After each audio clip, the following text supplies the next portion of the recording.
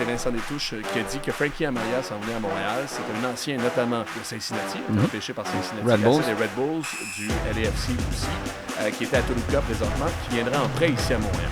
Moi, ma seule question, c'est il joue-tu man-to-man? À quel point on est en droit de s'inquiéter pour la Coupe du monde du Canada après la performance du Canada dans ce match-là, où moi, je me souviens pas, c'est quand la dernière fois, qu'autant de joueurs ont été de moyen à médiocre en même temps sur un terrain. Médiocre.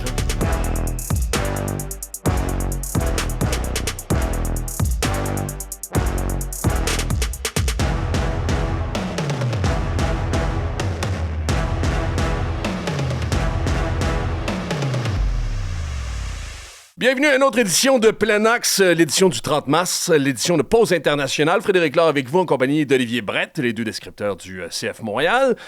Pause internationale, pas pour toi, parce que tu as travaillé comme un, je vais pas dire un cochon. T'as pas travaillé en cochon, t'as travaillé beaucoup. J'arrive de Québec, fait que j'ai des expressions, dégraille-toi, donne-moi ta froc. T'es allé combien de temps? T'es-tu allé plus que 2 nuits? Oui. Non, 2 nuits. Ouais. J'ai fait mon maximum. T'as respecté mon quota ton maximum. de 3 jours. Ça a bien été, ton... Ça a super bien été. 16 entrevues au total. Mauro Biello, qui est, contrairement à il y a 4 ans, disponible. Merci, Jesse Marsh. Merci à Canada Soccer, d'ailleurs, qui a un visage quand même assez différent. Pas mal plus facilitateur qu'il y a 4 ans, même si on était bien content il y a 4 ans à l'approche d'une première Coupe du Monde depuis 86. Ce que tu me dis, c'est qu'il y a une différence entre le règne de John Herdman et Jesse Marsh. Je vais pas que mettre ça. Pour Mauro Biello, c'était clairement John Herdman qui voulait tout contrôler en termes de com. Puis, c'était très contrôlant. Il y a des côtés positifs à ça. Il y a 4 ans, par exemple, là, John ne comprenait pas pourquoi il y avait de la valeur à faire une entrevue avec TSN puis refaire ce qui est, entre guillemets, la même entrevue, mais avec RDS. Tu sais, je vais redire la même chose. Oui, mais nous, nos intérêts, là, ça, mon gars. C'était peut-être qu'il anticipait qu'il n'allait pas faire jouer Samuel Piette à la Coupe du monde. Mais il n'y a pas seulement John Herdman. Je te dirais qu'il y a Canada Soccer at large, parce que les coms ont changé, puis pour le mieux, pas à peu près. Tu parles de Biello. Il restait pas dans le sous-sol de Herdman à un moment donné? T'es-tu sérieux? Oui, en fait... Pendant des camps, là. Genre quand il était logé. Ouais, à un moment donné, il était logé parce qu'il travaillait tellement. Avais-tu le droit de décider ce qu'il mangeait? En tout cas, à vérifier.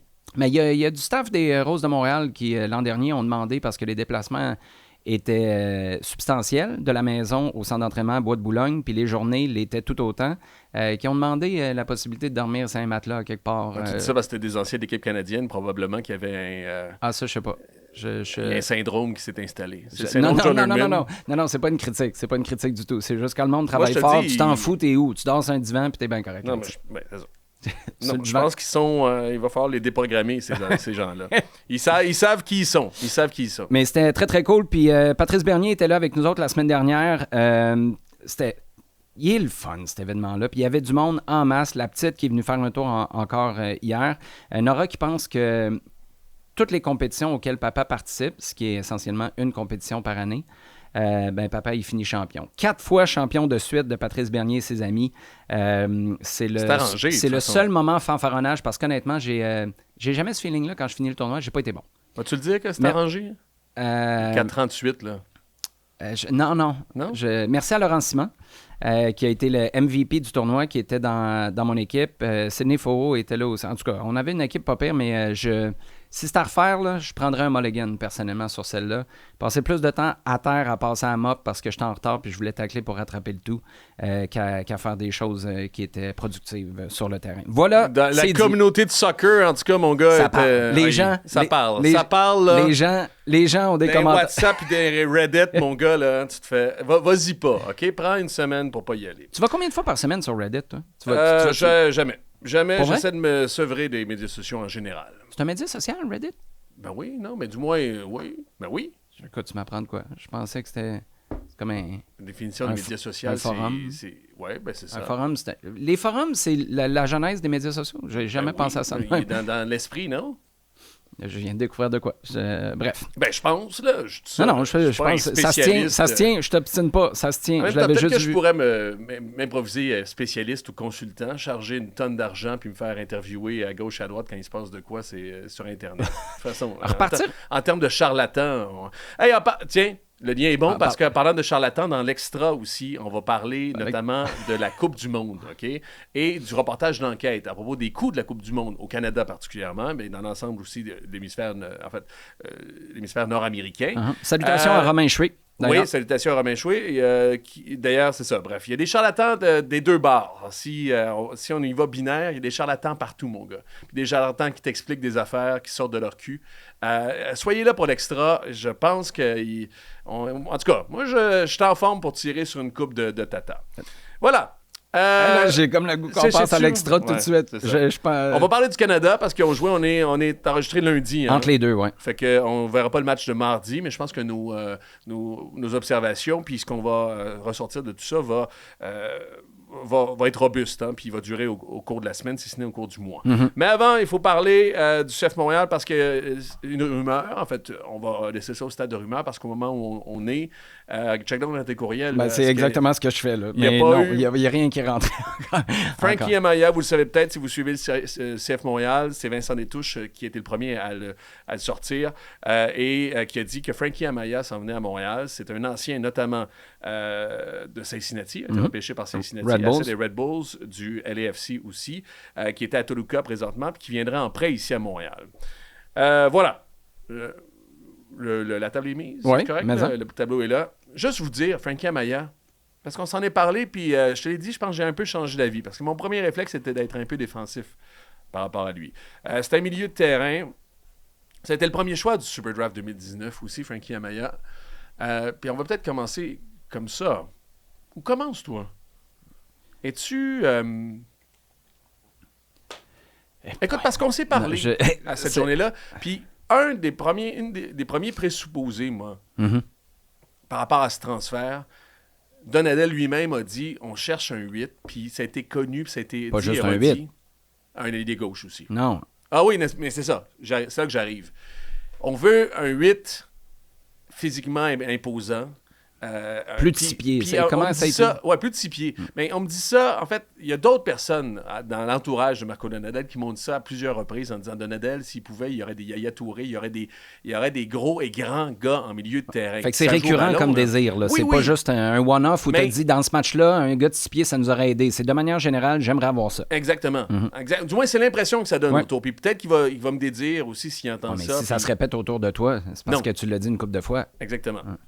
Puis, alors, on anticipait un gros gars. Puis moi, je pense que c'est aussi cristallisé par le match contre Orlando. Rappelle-toi, Pasalic qui pogne le Touré. Ouais. Et je pense qu'il l'a pogné par le chandail. Il l'a swingé 2-3 fois autour de sa tête. Il l'a pitché derrière le but. Puis il a tiré après. Je suis pas sûr, il faudrait que je voie la reprise. Ouais, mais c'est à peu près ça. J'avais pas les mêmes images, moi, mais t'étais là sur place, toi. pense mettons, au Bélix, tu sais, là, quand il plaît-il, puis là, il envoie ça. En tout cas, c'était un peu ça, Pasalic. Pasalic, Obélix. Pasalic. Ouais, c'est un personnage. Bref. J'étais comme, wow, Frankie Amaya, c'est pas ce casting-là. Non. Fait qu'on était là-dessus vendredi quand on s'est parlé. Sais-tu, là, écoute, sachant le décalage, on va l'appeler comme ça, OK? Parce que c'est pas complètement à l'ouest, parce que c'est un gars qui peut jouer au poste où Marco Donadel disait avoir besoin de quelqu'un. Mais c'est un peu en décalage. À quel point c'est proche ou loin de Rémi Garde dans le temps quand on va chercher Boyan? Tu sais, Rémi Garde avait une liste de joueurs, puis finalement, Boyan, c'est pas vraiment ce qu'il avait demandé, puis il avait dit... Quand on m'a informé que Boyan était disponible, j'ai compris qu'on ne pouvait pas passer à côté de cette opportunité-là. T'es où, là, sur le spectre de « tu me donnes exactement ce que je demande » à Rémi Garde qui demande à peu près 6 ou 7 postes, puis finalement, tu lui donnes ce qu'il voulait pas. Tu peux-tu garder tes mains de même, mettons? On m'a te l'indiqué sur le spectre. Parce qu'au départ, j'étais dans ce bout-là, Rémi Garde. Le bout de Rémi Garde. Okay. Mais là, je suis rendu... Ça marche-tu, ça? Comme ça, là? Ouais. OK. Fait que là, t'étais là. Ma main, là, en taux, prendre. Ça, là, j'étais à peu près ici. Ouais. Puis là... Ouais, ça marche. Puis là, je suis un peu plus là. Hey, tant que ça? Ouais. Puis c'est quoi qui te fait... Non, mais parce que j'ai parlé à plusieurs... J'ai parlé à 2 personnes qui connaissent bien Frankie Amaya puis qui l'ont côtoyé au cours de sa carrière. Un peu plus tôt vers Cincinnati, puis l'autre avec les Red Bulls. OK, c'est sur son profil. C'est moins sur le fait que... Oui, parce que ultimement, c'est un 8. Puis on n'était pas sûr, on pense que c'était un 8 et 10. Moi, ce qu'on me dit, c'est que plus sa carrière avance, il y a 25 ans, puis d'ailleurs, c'est un âge intéressant dans le contexte, on y reviendra, mais plus sa carrière avance, plus il recule, lui, sur le terrain, j'entends. C'est un gars qu'on m'a dit, puis c'est un gars qui fit justement ce que Donadel fait dans une certaine mesure. Écoute-moi, puis tu pourras réfuter, justement. Je ne veux pas réfuter, mais j'ai des questions. C'est un gars qui a on m'a dit, puis là, je cite plus ou moins dans le texte. C'est un gars qui a un bon moteur, qui est busy, donc qui est travaillant sur le terrain. C'est un gars qui, quand il gagne le ballon, il a une capacité, puis ça, c'est revenu 2 fois. Il est bon en transition. Quand il gagne le ballon, il est bon à relancer rapidement vers l'avant, puis à renvoyer l'attaque. Ou du moins, envoyer le ballon vers l'avant aussi. Il le faisait très bien avec les Red Bulls de New York. Puis ça, je pense que Donadel veut ça ou va apprécier ça aussi. C'est pas un 6... C'est loin de ça. Moi, je pensais, puis il y en a plusieurs, en fait, un des deux à qui je parlais à propos, un acteur de la MLS, à qui je parlais, puis il me disait, moi, je pensais que Montréal se serait renforcé en allant chercher un gars qui est un peu plus 6. C'est un vrai 8, pur 8, reculé quand même, un pur 8. Mais en man-to-man, de toute façon, est-ce que tu as vraiment besoin d'un 6? Parce qu'on me demandait inversement, est-ce que tu penses qu'il va prendre... Tout le monde pense qu'il va prendre la place de l'Autori. Donc, tout le monde dit qu'il va jouer un peu plus bas que Longstaff. Puis moi, j'ai encore de la misère à vraiment voir tout ça dans une vraie organisation maximale, à savoir est-ce que Longstaff est vraiment devant l'Autori à ce moment-là. Fait que c'est ça, je me dis. Puis tiens, pour finir son profil, puis peut-être que tu pourras réfuter avec tout ça. Tu as déjà, je pense, plusieurs points dans ta tête. Non, mais je prends des notes parce que je vais oublier des trucs. Vas-y. 2024, j'ai regardé ses stats, puis il jouait avec les Red Bulls à ce moment-là. 2024, les milieux de terrain du CF Montréal, les tacles par match.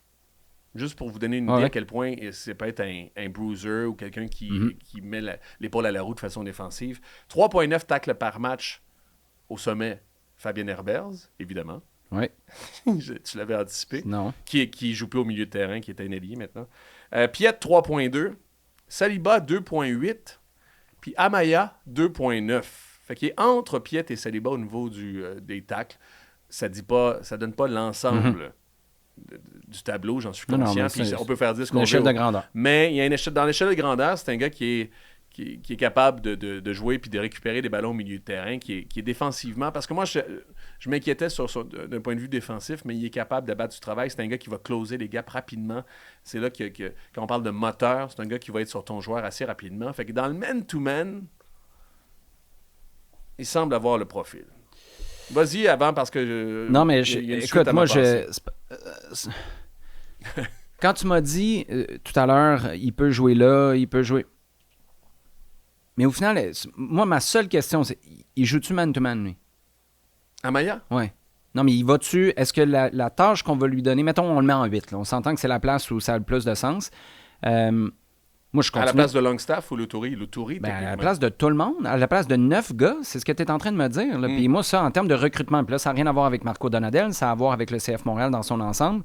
Je trouve que c'est très symbolique des transferts qui ont été faits dans la dernière année et demie. Ouais. Tu l'isoles, là, tu fais... Moi, pourquoi pas? J'ai absolument rien contre Frankie Amaya. 25 ans. Le gars, il n'a pas joué, là, depuis janvier. Si je ne me trompe pas, il a joué 1 ou 2 matchs avec Toluca. Là, la question qu'on peut avoir, il y a quoi dans les jambes? Là? Si Ivan Jaime, je comprends qu'il s'entraîne, là, mais si Ivan Jaime n'a toujours pas plus que 56 minutes dans les jambes, Frankie Amaya, pour faire un abattage au milieu de terrain, de couvrir... Il y en a quoi? Il y en a 4? Combien, il y en a 16, là? 17 minutes? En tout cas, ça, c'est un autre dossier, mais là, t'as pas essayé Dagur Thoralson au milieu de terrain, right? Ça, c'est vrai. Puis il a été recruté, Lucas Soupo, comme défenseur latéral droit au milieu de terrain, ou 8. Tu l'as pas essayé, tu vas en chercher un autre. Fabien Herbers n'a pas touché le terrain. Tu l'utilises pas là. Samuel Piet, on va-tu se réveiller là dans 2-3 semaines, puis on va se dire, ah ouais, j'avoue, cette équipe-là est vraiment meilleure avec Piet. Puis là, tu as non seulement Piet qui est là, puis tous les autres qui jouent moins. T'as Longstaff, Amaya, Herbers, Thoralson sur le banc. Mais t'as pas ce que tu décris depuis 6 mois, la doublure pour Piet. Parce que le jour où ça marche avec Piet, c'est quoi ton alternative quand il faut que tu le fasses souffler ou qu'il faut que tu le fasses sortir? T'en as pas beaucoup, là. Tu peux faire sortir Victor L'Autori, je comprends.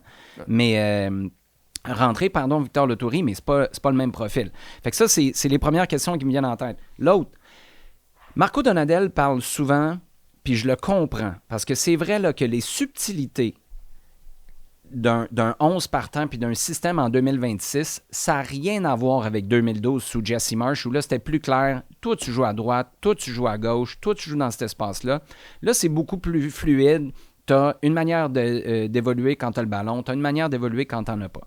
Fait que je comprends Donadel de dire, tu sais, vous me parlez de défense à 4, défense à 3, défense à 5, mais tout ça, je paraphrase, n'a pas vraiment rapport parce que vous essayez juste de mettre un chiffre sur quelque chose pour être capable de l'expliquer, puis c'est correct. Puis c'est pas une critique quand il dit ça, mais c'est juste un constat de c'est beaucoup plus subtil puis complexe que ça sur le plancher des vaches. Mais est-ce que ce l'est vraiment aussi? Ben, je pense que quand tu arrives à un contre-argument pour dire t'as raison, là, mais c'est pas non plus de la physique nucléaire. Là. Non, mais rappelle-toi le rôle que Wilfried Nancy donnait à Samuel Piette, qui s'écartait pas mal comme défenseur latéral droit en 2022, quand Lester Johnston montait, puis Sam, il donnait des passes décisives. T'sais, ça, c'est des nuances où, à un moment donné, c'est vrai, si tu essaies de mettre un X et un 0 trop rigide, ben, les coachs vont te dire « Fais attention parce que t'es peut-être juste un peu off. » En même temps, dans la hiérarchie, tu savais qui était derrière Piette à ce moment-là. Bon, ça, c'est une autre affaire. Fait que là, tu sais, prendre une note, la hiérarchie, là, parce que... Mais c'est ça, en fait, je te résume, j'ai jamais pris autant de notes que pendant que tu as parlé tantôt. C'est ça, c'est que ça ouvre juste plus de discussions que ça enferme. Puis moi, j'aurais pensé qu'un recrutement à ce stade-ci, OK, tu fermes ces deux dossiers-là, puis on est capable d'embrayer. Là, ça ouvre plus de questions. Là où je voulais en venir avec les subtilités, puis quand Marco Donadel a raison de souligner ça, c'est, mais après ça, je cherche un 8. Mais c'est comme si là, la rigidité des postes, quand tu veux nous dire ce que tu cherches, là, c'est carré. Là. Je veux un 8, 6 pieds 1. Mais ton 6 pieds 1, là, s'il n'est pas capable de suivre Emile Forsberg, et son 6 pieds 1, il sert-tu à quelque chose? C'est peut-être pour ça qu'ils n'ont pas de 6 pieds 1 qu'ils sont allés chercher à Maya en se disant... Ouais, mais là, si c'est le cas, je trouve qu'on a de la vision du côté de l'équipe de recrutement, puis Marco Donadel est peut-être un peu trop rigide, parce que si tu veux faire du man-to-man à quelqu'un, Frankie Amaya, mettons qu'il est un 8, mettons qu'il est un 10, mettons qu'il est un 6, il serait un 77, il va jouer où son opposant l'amène. 77, tu parles de Paul Coffey ou FIFA rating ou genre n'importe quoi sur le terrain. Genre. Exact. OK, bon. Tout ça. Fait que quand il t'amène, il n'y a plus de chiffres. Tu joues contre Emile Forsberg, là. Quand Morales se retrouve sa ligne de défense adverse. Victor Lotori, là, quand il se ramasse ailier droit, parce qu'il dit, mais moi, il faut que je suive mon gars, là. Il est-tu 6? Il est 8? Il est 8,5? Ouais. Il est rien pantoute parce qu'il joue en fonction de l'autre équipe. Puis c'est là où j'ai hâte de voir. Ce gars-là, quand tu vas l'amener, je pense qu'il peut t'apporter quelque chose, mais sa job, c'est-tu d'empêcher, c'est ce qu'on disait avec Pat Bernier la semaine passée, c'est-tu d'empêcher l'autre de jouer ou c'est t'apporter quelque chose à toi comme équipe? Puis j'ai un gros point d'interrogation par rapport à ça. Puis la hiérarchie, c'est un méchant bon point que tu soulèves. Ben c'est ça. Mais j'arrive à deux affaires, puis on va le faire en deux temps. Premièrement, je veux te parler de hiérarchie, le fameux depth chart. Puis deux, moi, je pense que cette signature, ultimement... prouve que le CF Montréal donne une autre chance ou insiste avec Donadel. Parce qu'on reste en man-to-man avec cette signature-là, techniquement. Mais t'es pas obligé. Puis, reste en man-to-man, puis c'est pas Piette la solution. Là. Nous, ce qu'on dit, c'est mettez Piette sur le terrain, vous allez voir, ça va stabiliser les affaires. Avant de signer plus de monde, moi, je pense... Exactement. Ou Thoralson. Ou peut-être Thoralson. Mais là, on double down en disant non, Donadel, il y a une idée, puis son idée, on va réussir à la faire encore mieux avec Amaya.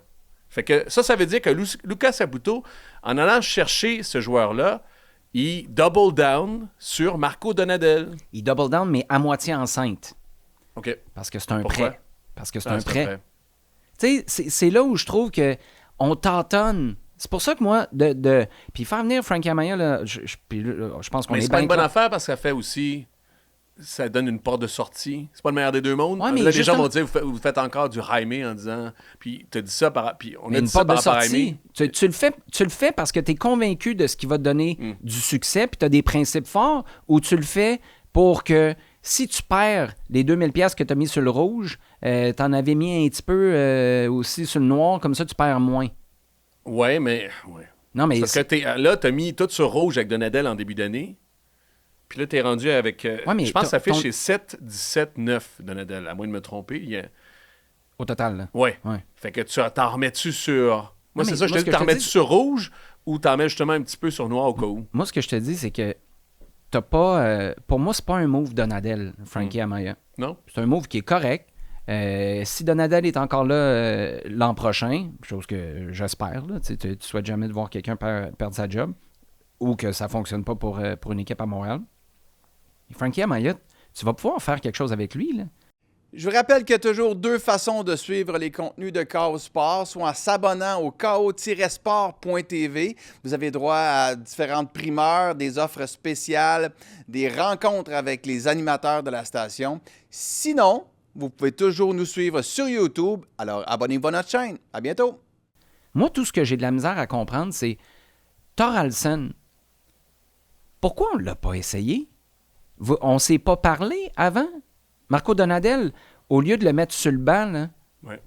tu voulais pas l'essayer au milieu? Thoralson, il est débarqué ici là, avec son bébé naissant ou presque de quelques mois, avec sa femme. Il dit, bon, ben moi, je suis un défenseur latéral droit, milieu de terrain, qui peut des fois dépanner en défense centrale quand Orlando, les gros bifs en défense centrale sont pas là. Je peux faire ailier gauche, milieu offensif gauche, piston droit. On ne m'essaye pas à ma place. C'est là où j'ai vraiment de la difficulté à comprendre. Puis, tu sais, ton depth chart, là, moi... Es-tu capable de la faire, le depth chart? Parce que j'ai pensé à ça parce que, juste te dire, l'an dernier, là, pas à pareille date, mais l'an dernier, ceux qui nous suivent, après le premier mercato, on disait c'est une équipe qui est bien bâtie pour Laurent Courtois. Du moins, sur papier, ça fait du sens. On sait qu'il est... Peut-être qu'on est trop binaire, là. Peut-être qu'on est trop simple. Justement, pour revenir à ton commentaire sur Donadel, peut-être qu'on n'est pas assez physique quantique, là, puis on n'est pas assez élevé. Mais l'an passé, il y avait moins de talent, mais elle était... J'ai l'impression, parce que j'essaie de faire le depth chart, elle était mieux construite. Parce que j'essaie de faire le depth chart, j'ai la misère à... Je comprends que Thoralson est un peu partout, puis c'est son luxe. Moi, je suis capable de te faire... le depth chart a une condition. Il faut que tu me permettes de te le faire en ordre alphabétique. OK. Puis c'est là où je trouve que ça devient dangereux. Parce que tu as un groupe qui vivait super bien, qui vit peut-être encore super bien. Les défaites, ça doit pas aider. Ça crée de la friction. Tu as des commentaires de Prince Owusu qui prend du galon, hein, qui prend de la place un peu. Puis ça, il est-tu rendu à gifler ses coéquipiers? Hein? Il est pas loin de ça. Hein? Moi, j'ai hâte de voir parce que c'est qui le leader offensif de cet effectif-là? Des commentaires, de l'utilisation puis de la place qu'il se donne lui-même, qu'on lui donne aussi. C'est Jaime ou Owusu en ce moment? Non, mais en termes de personnalité, Jaime, c'est pas un gars, gars gêné, c'est un gars timide. Oui, mais en termes de personnalité, tu n'avais personne dans le temps. Quand Drogba parlait de Piatti, t'avais pas l'impression que Piatti, c'était... Non, il y avait du respect, puis il y avait dans l'utilisation, puis je suis pas en train de dire qu'il y a un manque de respect envers Jaime, mais il n'y a pas une place centrale en ce moment là où tu te dis, c'est un gars qui parle moins, mais inquiète-toi pas, il parle avec ses pieds sur le terrain. Ça, c'est le côté. Mais là, qui se bat pour quelle place exactement et contre qui? Tout le monde se bat. Ça, c'est ton dada, puis quand j'ai fait ça, le depth chart, c'est difficile à... Quand j'étais à l'entraînement, là, moi, tu sais, il y en a tellement là, des podcasts d'anciens pros là, en ce moment. C'est quoi qu'ils disent? Ah, tu sais, la génération... Moi, j'étais fan de Manchester United, là. Quand je m'entraînais contre Vidic, puis quand je m'entraînais... Mais c'était pas... Vidic était défenseur central, puis des fois, il était défenseur latéral gauche. Puis des fois, Scholes, il était en 10, mais des fois aussi, il était dans un rôle hybride là, de milieu qui... Non, tout le monde a sa place. Puis oui, tu as des gars d'exception qui sont capables de jouer à quelques postes, mais là, même tes gars d'exception qui peuvent jouer à quelques postes, en l'occurrence Dagur Thoralson pour varger sur ce clou-là encore une fois aujourd'hui, il n'a pas joué à sa place. Fait que tu rentres à la maison, puis tu sais pas, je me bats contre qui, j'ai besoin... Mercredi matin, là, quand on fait l'entraînement, la séance la plus lourde de la semaine, faut que je sois meilleur que qui? Moi, je suis un milieu de terrain, j'ai aucune idée. Moi, j'ai marqué, tu sais, en termes de construction, c'est ce flux-là qu'on a depuis le début de la saison qui pourrait peut-être être inquiétant à la fin. C'est le fameux commentaire par rapport à Ivan Jaime, c'est un ailier gauche versus le coach qui le voit en 10. Puis, même chose pour Thoralson. On est allé chercher arrière droit, peut-être arrière gauche aussi pour dépanner, derrière Petrasso. Ouais. Et 8, alors qu'il a joué ailier gauche sur l'ensemble de la saison avec Donadel. Ce flou-là est accouplé ou couplé avec le fait que Amaya, tu as l'impression que ce soit moitié enceinte, c'est je ne vais pas dire le drapeau rouge parce que c'est définitif, mais c'est m'a checké la suite des choses pour voir exactement. Tu as raison, puis juste pour conclure là-dessus, on va prendre un autre cas de figure, puis sportivement, on va s'entendre que Wiki Carmona, c'est la révélation du début de saison. On est d'accord? Là? Bon. Mais Wiki Carmona, en l'espace de quoi? Un match et demi, il a tassé ton joueur désigné 10 de son poste de 10? Puis encore là, moi, je pense que les deux peuvent jouer là comme ils ont fait à New York. Mais là, tu as un joueur désigné qui vaut 5,5 millions. On décrit sans arrêt, depuis l'année passée, avec raison, que quand tu regardes les autres équipes, ils ont des Chucky Lozano qui sont payés 7 millions puis qui restent à la maison. On n'a même pas besoin de ça. C'est vrai qu'il n'est pas parti, d'ailleurs, Lozano. Mais partirais-tu, toi? Non, mais quand je suis allé à San Diego, tout le monde disait, le gars, il t'offre pas? Non, le gars, il est assis sur son divan, puis il est bien correct. Puis il compte son argent, parce que ça ne dérange pas. Mais je comprends que ce soit frustrant pour un coach de dire, hey, eux, ils ont ces moyens-là. Mais là, quand toi, t'en as un de 5,5, puis tu penses dans ta tête que là où il est le plus influent, c'est en 10, mais que tu le tasses parce qu'il y a un gars qui vient d'arriver des Red Bulls qui a été bon, il y a quelque chose, c'est pour ça que je te dis, il y a quelque chose qui n'est pas assez ancré dans tes convictions, puis c'est ce qui fait que d'un match à l'autre ou d'une mi-temps à l'autre, tu choppes, tu changes, tu choppes, tu changes. J'avais, en passant... Juste pour finir pour Amaya, c'est vraiment des faits. Il s'est sorti lui-même de Cincinnati. Puis je pense que les fans de Cincinnati lui en veulent un petit peu parce qu'il a voulu s'extirper de Cincinnati. On m'a dit que ça reste un bon gars, un gars assez timide, Amaya, puis que on lui en tient pas trop rigueur parce qu'à ce moment-là, c'était assez fucky à Cincinnati. J'ai le droit de dire fucky. Fait que c'est sorti d'une situation là aussi. Alors, il n'y a pas de trop... Parce que je pensais que depuis ce temps-là, qu'il était un peu reconnu comme quelqu'un qui n'était pas nécessairement bien dans la chambre, comme dirait l'autre. Canada? Nouvelle-Angleterre, vite. Vite. 3 choses. C'est le prochain adversaire. Juste à dire, surveiller 3 choses. Le pressing à la relance, ça peut fonctionner, je pense. C'est mon scouting report. Avec eux? Les 2 défenseurs centraux, Ceballos puis Fofana, pas top au pied, je trouve. À voir dans le match. En fait, je vous donne 3 points à regarder. Regardez Brooklyn Reigns, s'il joue au milieu du terrain, 20 ans, il y a un gros volume de jeu. On parle de 8, là. Je suis pas certain si CF Montréal n'a pas regardé vers Brooklyn Reigns dans l'entre-saison. C'est vraiment un joueur super intéressant qui n'a pas une super bonne saison là, pour l'instant, mais il vient du Dynamo de Houston. Puis Carles Rill. Voilà. Moi, je trouvais que Evan Raimé pourrait être notre Carles Rill, mais c'est extraordinaire. C'est pas le même genre de joueur. Plus j'y regarde jouer, mais Carles Rill, il est partout et nulle part en même temps. C'est la caution créatrice. Puis ça va être intéressant aussi de voir qui est au marquage. Quand tu as un gars, un électron libre comme ça, dans un man-to-man, il peut se passer des choses. Ça peut créer du chaos en tabarnouche. On est d'accord. Le Canada, on va parler de ça parce qu'il y a un match nul face à l'Islande, puis c'est notre question parapluie de la semaine. Qu'est-ce qu'on se pose à la suite du match contre l'Islande? À quel point on est en droit de s'inquiéter pour la Coupe du monde du Canada après la performance? Je dirais pas le résultat, parce qu'un 2-2 contre l'Islande, je pense que tu peux vivre avec. Mais en raison de la performance du Canada dans ce match-là, où moi, je me souviens pas, c'est quand la dernière fois, qu'autant de joueurs ont été de moyens à médiocres en même temps sur un terrain. Médiocre, hein? Mais là, Kamal Miller. Ouais. Puis il s'est repris un petit peu, non? Moi, j'ai un sweet spot pour Kamal Miller. Non, mais Kamal Miller n'a pas été bon. Il est super gentil, mais Kamal Miller a montré dans ce match-là, puis je pense qu'il a été victime du fait qu'il n'est pas dans le mix trop, là. Puis là, il arrive, puis il a été complètement largué. Et c'est un partant il y a 4 ans à la Coupe du monde. Puis là, il n'est pas proche, là. Non, mais dans les 2 dernières années, il n'a jamais été proche. C'est ça mon point. Oui, exactement. Mais le même point qu'on fait, c'est parce que j'ai vu les analyses avant. J'étais sur l'autre, le poste anglophone, le poste de John Erdman. Pas votre poste, je suis désolé, mais je vais me reprendre. Puis on disait, si Bombito ne joue pas, faut-tu le faire jouer? Écoute, avec tout le Canada, là, Davies, Johnston, il n'y a pas de question de on va-tu les faire jouer ou pas? Non. Il y a un 11, là, puis après ça, il y a le reste, OK? Puis Kamal Miller, c'est pas le reste, c'est le reste du reste. Non, mais écoute, c'est le défenseur 5 et 6 qui était... Non. Luc de Fougerolles est avant les deux. C'est ça que je te dis? Ouais. Bombito, Cornelius, Alfie Jones puis Luc de Fougerolles. C'est les 4 défenseurs centraux. Oui. Là, on défenseurs centraux. On est dans la profondeur des profondeurs. Je pensais que tu disais les défenseurs 5 et 6, mais défenseurs centraux. Non, mais ceux qui jouaient, parce que ça, je te dis, remettre en perspective le perfo de Kamal Miller et moi, j'ajouterais Waterman aussi. Je suis d'accord. Ces 5 et 6 ne sont pas supposés... Techniquement, ces gars-là ne jouent pas à la Coupe du Monde. Non, mais tu peux pas être largué comme ça. Je veux dire, des principes, il était off, il était mal positionné. Techniquement, c'était pas là, c'était lent. C'était off de chez off. Puis il y a une chose qui n'a pas aidé là-dessus.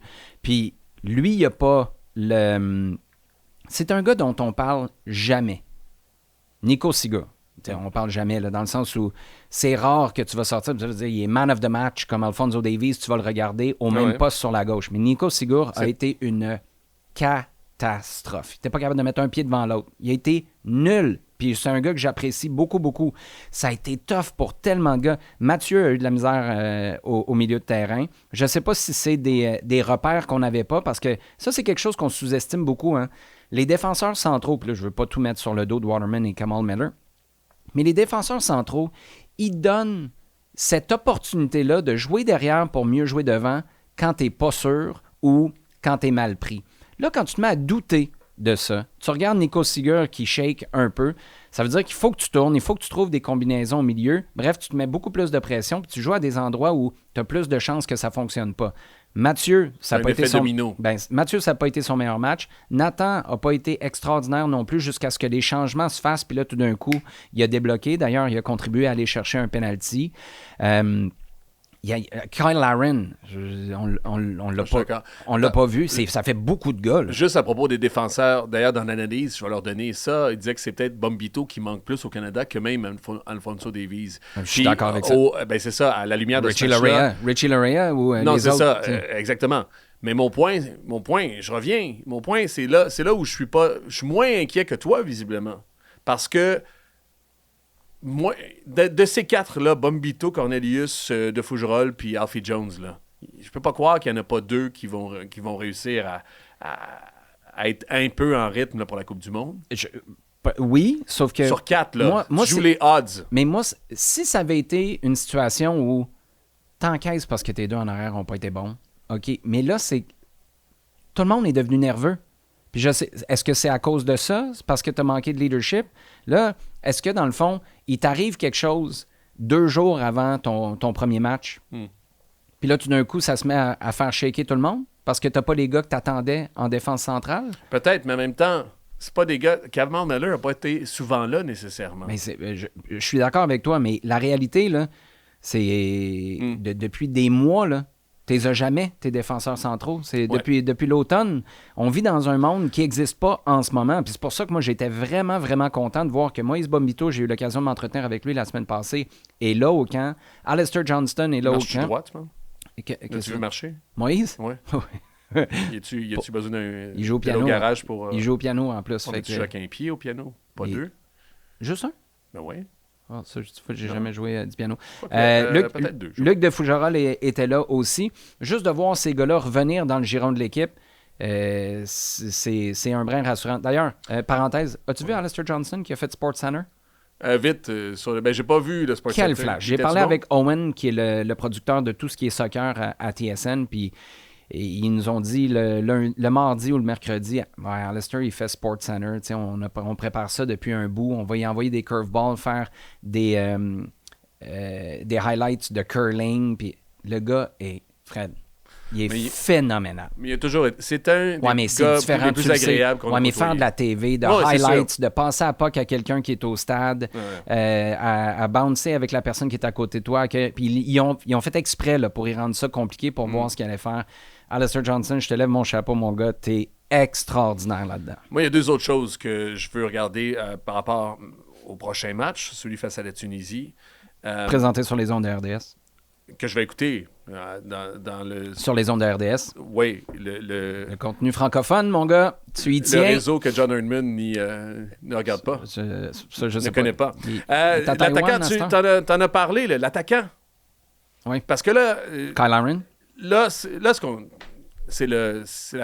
on parle d'hybridité. Il n'y a pas d'hybridité avec Jesse Marsh. Là. Tout le monde a sa place. Mais il capote sur Kyle Larin. Pourquoi? Non, mais je sais pas. En même temps, pourquoi pas? C'est qui les autres? Mais t'as mis Oluwaseyi? Oui, mais il joue pas, Oluwaseyi. Moi, je pensais que ça aurait été lui. Attends une minute. Moi, je pensais que ça aurait été lui. Puis là, je me fais l'avocat du diable, mais de ce que je vois... Kyle Larin marque en club. C'est ça. En ce moment. Puis Oluwaseyi joue pas. Ça se défend. OK. Jamison, OK. Peut-être. Mais il y a une place à prendre avec sa place d'attaquant-là. Oui. Puis moi, je me demande à quel point ça... Parce que même si Promise David est pas blessé, là, t'es-tu sûr que c'est lui à 100%? David? Oui. David et David? David et David? Oui. Ouais, à 100%, c'est David? Si, moi, c'est ce qui m'inspire le plus. C'est ce qui a le plus de personnalité, c'est ce qui a le plus de chances de marquer. C'est qui donne l'espoir, mais t'as pas de certitude, là. Non. C'est mon point. Ouais. Puis là, on a besoin d'un attaquant de se rassurer. Puis je pense... Moi, je suis le premier à dire... Depuis le début, hey, on s'en fout là, de qu'est-ce qu'ils font en sélection, du rythme. Là. Jonathan David, là, on ne le mettra pas sur le banc parce qu'il ne score pas avec la Juventus. Là. Il y a un 11, puis on va essayer de mettre nos 11 meilleurs, puis c'est ça le Canada. Mais en même temps, à ce moment-ci, c'est qui l'attaquant? Je pense qu'il y a beaucoup à gagner, entre autres dans le prochain match face à la Tunisie. C'est la même chose que la situation des gardiens. Là. Moi, je pense que tu as décidé, c'est qui le partner de Jonathan David? Je pense que ce que j'entends beaucoup, c'est il y a de la connivence entre Jonathan David et Kyle Larin. Moi, ce que je te dirais, c'est tu veux-tu de la connivence, puis un qui marque jamais, puis l'autre qui est mis en valeur? Tu sais, je pense qu'il est rendu à 13 matchs sans marquer Kyle Larin. Si Kyle Larin n'avait pas marqué tous les buts, puis j'y enlève pas, là, il a une belle carrière en Europe, mais s'il n'avait pas marqué tous les buts qu'il a marqués contre les Trinité et Tobago, la Barbade de ce monde, puis il a marqué... Moi, j'ai jamais marqué en équipe nationale, j'ai jamais mis le pied en équipe nationale. Je veux pas manquer de respect, mais là, rendu où on en est, t'as besoin de quoi? T'as besoin de justement quelqu'un qui donne une étincelle, de l'espoir, ou quelqu'un qui exécute. Puis même là, j'ai de la misère à comprendre. Tu penses toi, au profil... Ce que tu me dis, c'est qu'on l'a vu, Larin, laisser faire, on passe à autre chose, tourne la page, change de chapitre. Non, ce que j'ai de la difficulté à comprendre, c'est à réconcilier. Je trouve que Jesse Marsh est cohérent dans tout ce qu'il fait.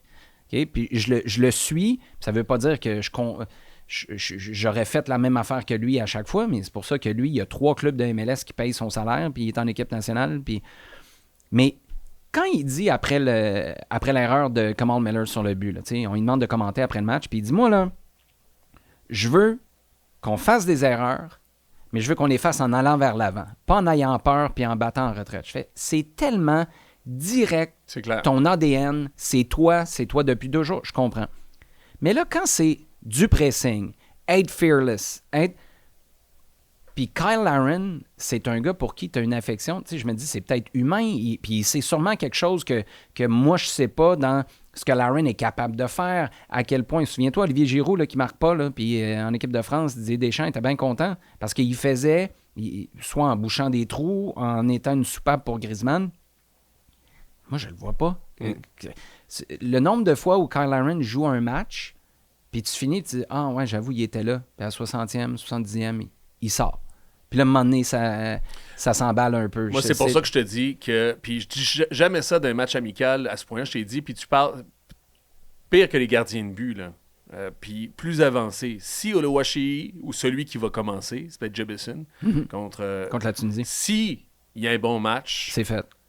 Pas c'est fait, mais il passe devant. Tu passes devant. Ouais. Puis Crépeau va avoir un bon match. Pas sûr qu'il va passer devant Dane Sinclair. Et inversement même. Je comprends. De tout ça... C'est ça qui, s'il y a un enjeu de ce match contre la Tunisie, mis à part d'avoir un bon match puis de voir tout le monde jouer ensemble et tout ça, c'est l'attaquant. Peux-tu croire que quand j'ai eu l'occasion de m'entretenir avec Tajon Buchanan la semaine passée, je vais voir comment on va monter ça pour le passer à RDS pendant la Coupe du Monde. J'ai demandé, tu sais, t'es un gars qui joue beaucoup sur les émotions, qui aime ça, you like to pick a fight. Tu sais, tu carbures à ça un peu avec tes adversaires.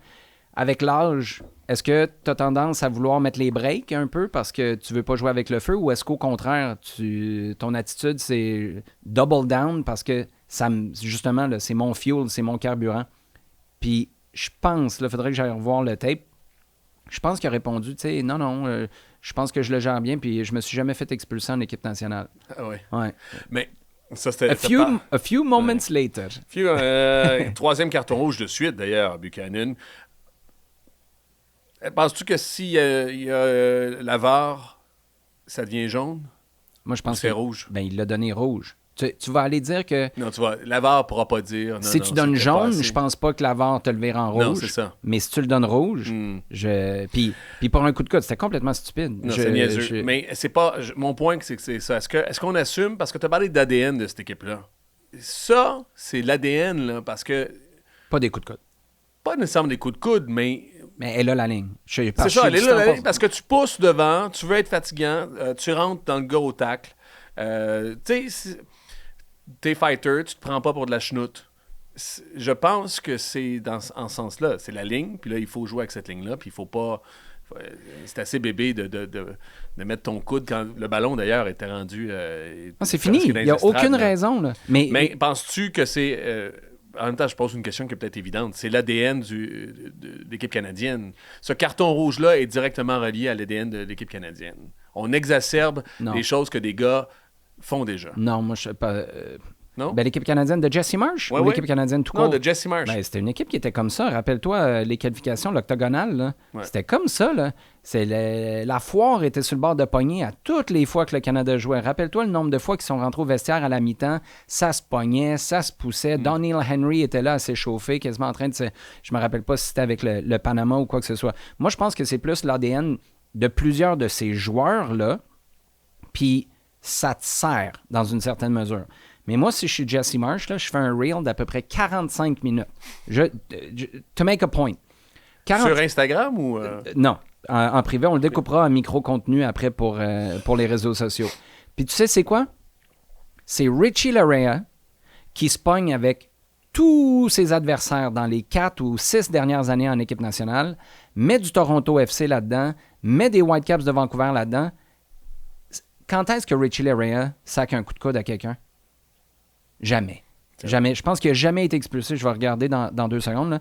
Je pense qu'il n'a jamais été expulsé en MLS. T'as-tu déjà vu ou fait un match de Richie Laryea où il ne se pogne pas avec quelqu'un? Non, t'as raison. Bien, elle a la différence. C'est pour ça que je te dis que oui, il faut que tu encourages ces émotions-là. Oui, il faut que tu demandes à tes gars de jouer sur le fil de rasoir, mais il faut que tu finisses du côté Richie Laryea, pas du côté Tejan Buchanan face à l'Islande. Parce que Laryea, j'ai rarement vu toute ligue, toute équipe de club ou équipe nationale confondue, un gars aussi maître dans l'art de foutre la marde, puis finalement se ramasser du bon côté puis pas être expulsé. C'est pas vrai. Y a-tu déjà été expulsé, Richard? En MLS. J'ai juste MLS, là, j'ai fait rapidement, je l'ai avec moi. Il a joué combien de matchs? Il a joué... 200 quelques? 162 matchs. En 162 matchs, combien de cartons rouges? Vas-y. 0. Ben, c'est ça. En série? Non, il a jamais été expulsé. Richie Laryea... 35 cartons jaunes. Hey, même ça, c'est pas beaucoup. Là. Mais non, son plus haut total, c'est 6 une saison. Donadel en a eu 13 une année. Ben, Donadel n'en a pas eu 6 l'année passée. L'année passée, oui. Comme coach. Oui. On jase, là. Puis c'est pour ça que je te dis, Richie Laryea... ça, c'est la bonne stat. Richie. non, mais Richie Laryea, je comprends pas. C'est un génie. Tu sais, c'est le gars à la lutte là, qui arrive, qui fait tout par en arrière, il se fait pas pogner, mais c'est lui qui a fait exploser le stade. Fait que, bref, ça, c'est pas de l'ADN du Canada, c'est Tejan Buchanan qui arrive pas à se contrôler. Puis si lui est capable de recadrer ça, là, t'arrives dans l'ADN du Canada, puis je pense que c'est ultra positif. Ouais, c'est ça. Vas-y.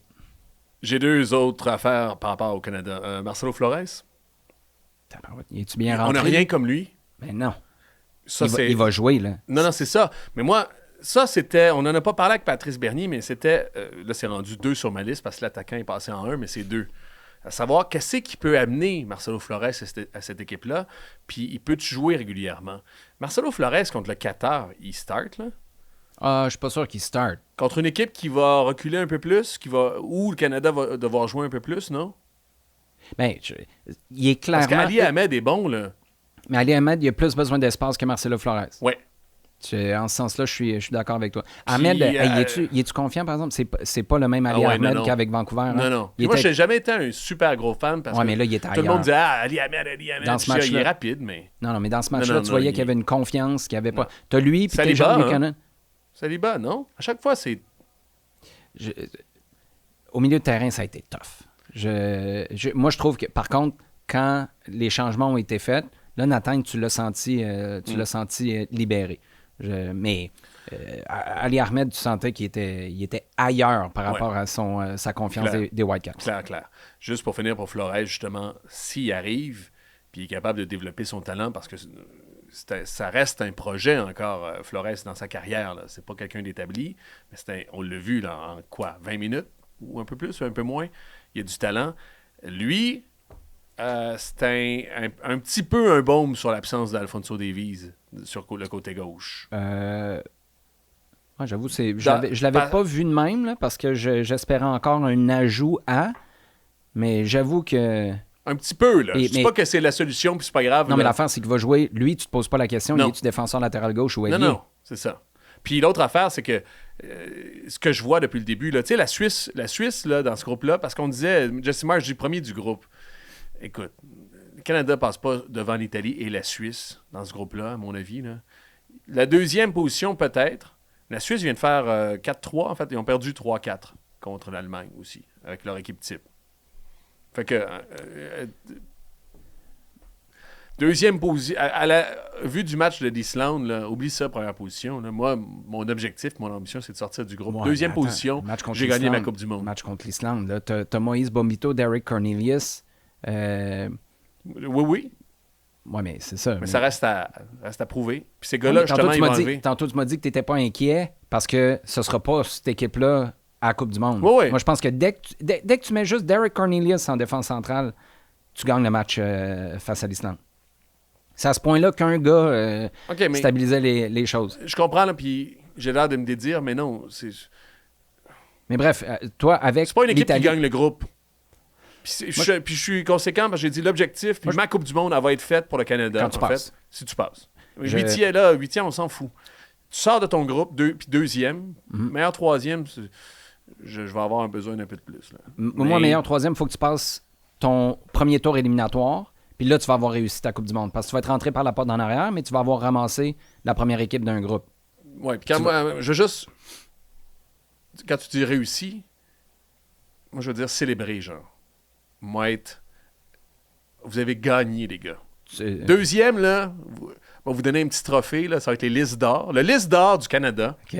C'est ça, les listes d'or à l'époque à TVA? Oui. C'est pour situer les plus jeunes, c'était... C'est venu après Télé 4. TVA avait inventé ça pour les Jeux d'Albertville, je crois, en 92, 94. Non, Lillehammer, 94. En tout cas. Oui, grosse année. Cette époque-là. Si t'étais un skieur de fond canadien, puis tu étais tout le temps 50e à la Coupe du Monde, il disait 45e, mon gars, tu vas avoir ton liste d'or. C'est ton win. Le Canada, le liste d'or du Canada pour la prochaine Coupe du Monde, c'est deuxième. OK, moi j'ai une question pour toi. Mettons, OK, que tu es un club de MLS qui cherche un ailier gauche. Tu en connais pas beaucoup. Fait que, mais un club canadien? Peut-être. OK. Puis là, t'as un gars qui joue en équipe nationale canadienne maintenant, qui joue dans un gros club mexicain, quand même. As-tu des noms? Hypothétique. Marcel Lafleur, mettons. OK? Mettons qu'il s'appelle Marcel Lafleur, puis il joue chez les Tigres de UANL. OK? Ça, c'est Victoriaville, mais en mexicain. Exactement. Puis il vaut, en ce moment, sur Transfer Market, 815 000. Oui, il vaut plus que ça. On est d'accord. C'est pour ça que ma question est, t'es prêt à payer combien en transfert pour Marcelo Flores pour l'amener à Montréal? Il vaut combien pour tes besoins en ce moment? Là, c'est dommage parce qu'il va valoir plus après la Coupe du Monde. Si j'anticipe le parcours. T'es prêt à mettre combien? Ben là, j'aurais mis 3 millions, moi. En transfert? C'est assez, ça, 3 millions? C'est-tu trop? Il y a 22 ans. Oh ouais. 3 millions, c'est-tu trop ou pas assez? T'as mis 3,5 ou 4 sur Sinchuk? Ouais. Il est bien plus abouti que Sinchuk. Il est plus vieux. Ouais, je sais. Mais tu payes pour... Sinchuk, on s'entend que c'est un investissement dans ta tête.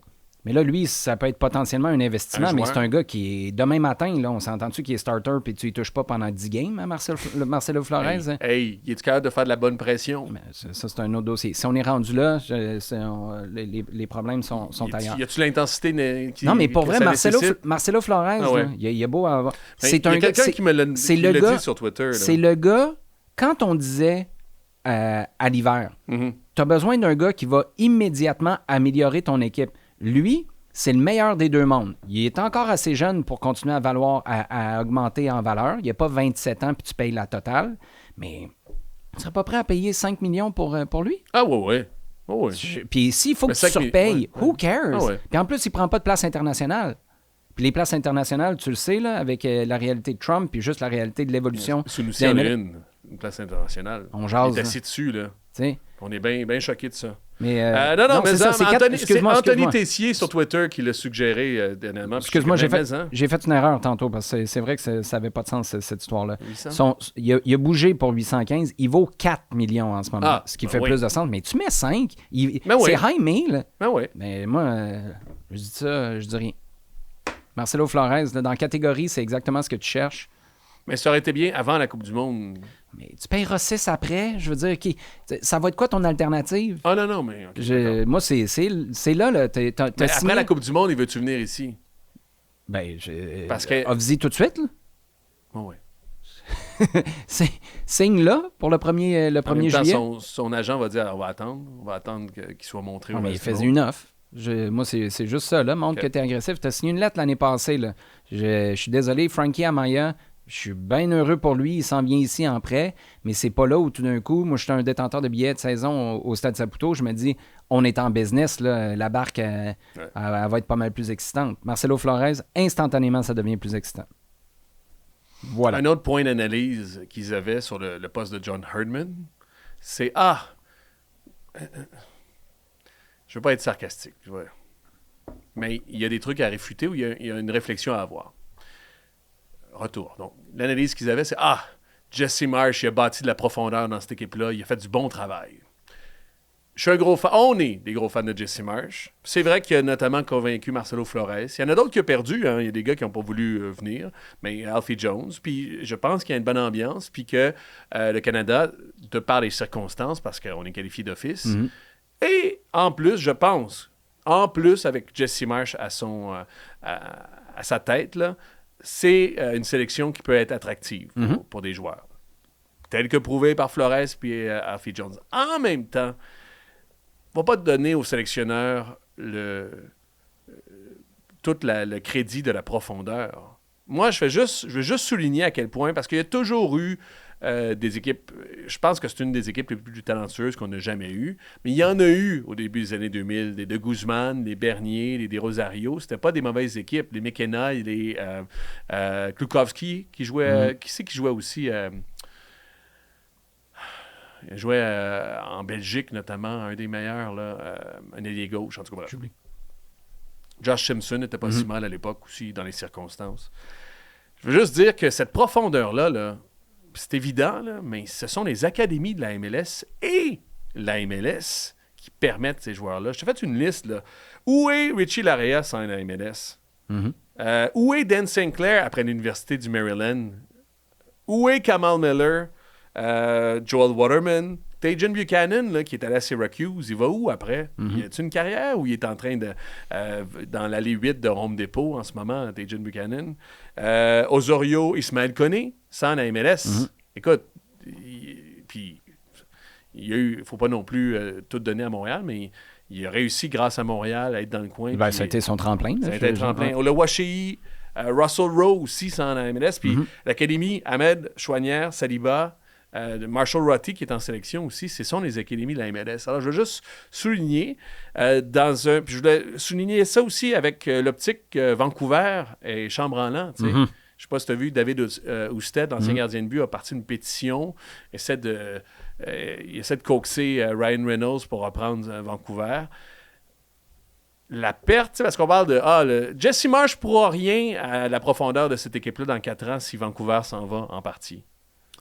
Je pense qu'il va y avoir un vacuum pour les joueurs canadiens. Là. Puis je pense que tu as des Timbers de Portland, Seattle, tu en as quelques-uns de Vancouver qui vont juste migrer ou qui vont s'en venir idéalement pas à Toronto parce que là, ça va juste prendre... tu te cannibalises. Assurément, mais un gars de bel oeil ici, là, s'il n'y avait pas le CF Montréal, irais-tu vraiment au Red Bulls de New York? à place d'être 2 sur 3 qui vont à l'académie, ça serait 1 sur 3 ou 1 sur 4 qui s'en iraient à... Là, je dis des chiffres, là. Non, mais il y en aurait moins. C'est une méchante bonne question, mais je pense que nous, ça devient plus une perception du joueur québécois.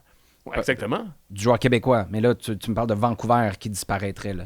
Non, je sais, mais mettons, parce que je te dis juste, le bel œil de Vancouver, là, le gars qui est là, puis qui dit « Ah, je pourrais être dans une académie à Vancouver ou dans une académie à Seattle. » Premièrement, il faut que Seattle vienne te chercher. Puis deuxièmement, en tant que jeune... Non, ça complique les choses. Fait que le pourcentage direct, Râle et Pâquerette baisse direct. On est d'accord. La seule chose, moi, que je dirais par rapport à ça, où je donnerais, parce que je suis d'accord avec toi, je donnerais quand même juste le crédit à Jesse Marsh de pas faire ce que John Herdman faisait, qui était essentiellement de lever le nez sur la MLS comme niveau de jeu.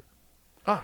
Puis ça, je pense que, je pense qu'un Mathieu Choinière qui revient de l'Europe, d'un top tier, je comprends qu'il était en Suisse, là, il était pas en Liga ou en Serie A. Mais John Herdman donnait toujours ce feeling-là que si t'es capable de ne pas être en MLS, là, genre, ça va faire l'affaire à tout le monde. Puis je suis désolé, Mathieu Choinière qui joue avec Son Heung-min, j'ai eu l'occasion d'y parler, là. C'est Mathieu qui est un compétiteur, là, il dit s'entraîner avec Denis Bouanga et Son Heung-min, il dit les deux gars, là, ils sont top. C'est les meilleurs jacks que tu peux pas trouver. Mais à l'entraînement, tu fais juste un petit... L'entraînement est fini, là. Puis tu fais une séquence de tir, puis c'est juste un petit concours. Tu te fais écœurer, tu te fais narguer. Il y a un niveau de compétition au LAFC qui est probablement pas le même que partout ailleurs en MLS. Puis ça, je pense que Jesse Marsh, pour avoir baigné en MLS, pour avoir vécu l'Europe, ça, John Herdman n'avait pas coaché en MLS, n'a pas coaché des grands clubs en Europe non plus. Je pense qu'il y avait plus d'a priori plutôt que de faire « Non, moi, je connais cet environnement-là, puis ce joueur-là, il est mieux d'être en MLS qu'être ailleurs. » Puis ça se met dans la foulée de tous ces gars-là que tu as nommés. Jesse Marsh, il y en a eu des bonnes saisons en MLS avec les Red Bulls qui avaient formé des joueurs. Fait que je pense pas qu'ils regardent de la même manière nécessairement que John Herdman les produits de MLS. Oui, Alistair Johnston sans la pandémie.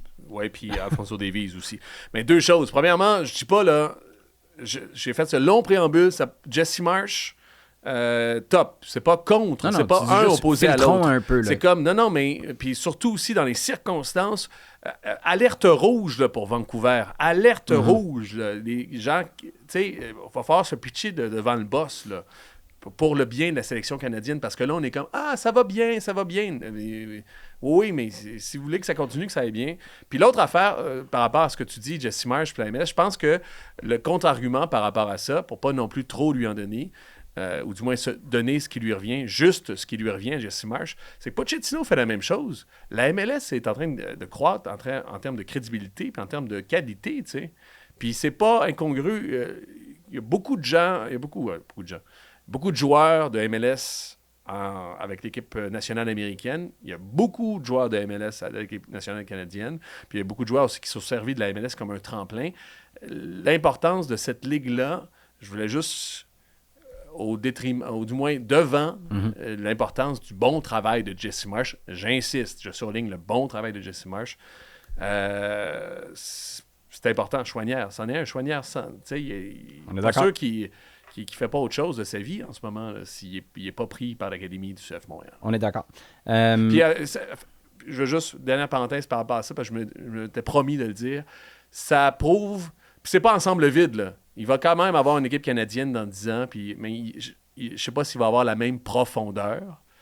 Puis, ça prouve comment des gars comme Patrice Bernier, Olivier Océan, des gars qui sont partis...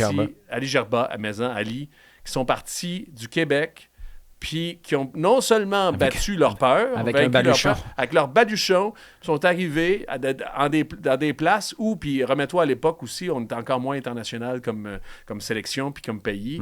C'est comme si un Japonais arrivait à Montréal en disant « Hey, je peux te jouer pour les Tigres de Victoriaville? » Je ferais « Ouais, un Japonais, pas sûr. On va aller voir, il y en a sûrement un à Belleuil qui est meilleur que lui. » C'est extraordinaire ce que ces gars-là ont fait. Ils sont partis de Montréal avec leur baluchon puis sont devenus des extra joueurs.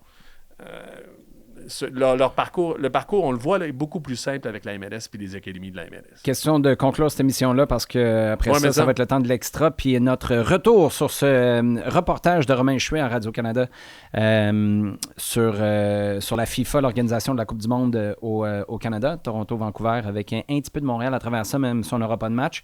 Tu as dit, il va falloir, dans pas long, se jeter en avant de l'autobus pour sauver Vancouver. Victor, il est où pour ça? Oui. On va en parler. Victor Montagliani, il est où? Il est influent à la CONCACAF? Il se positionne-tu, lui, là-dessus? Ou? Ah, mais j'ai essayé, là. Non, mais as-tu dit quelque chose? J'ai pas regardé. Ça vient de me venir en tête, là. Non, rien dit. OK. Fait que je voulais juste... Non, il attend sa statue, là, puis... Tu veux que je te donne je pense que c'est acheté un nouveau PlayStation. Tu veux que je te donne un autre petit coco de Pâques? Il y a un fût, mais tu vas me choquer. Bon, on finit là-dessus, là, un petit peu mais fâché. Non, mais c'est-tu dans... La semaine prochaine. Mettre les avocats là-dedans. OK, salut. Okay.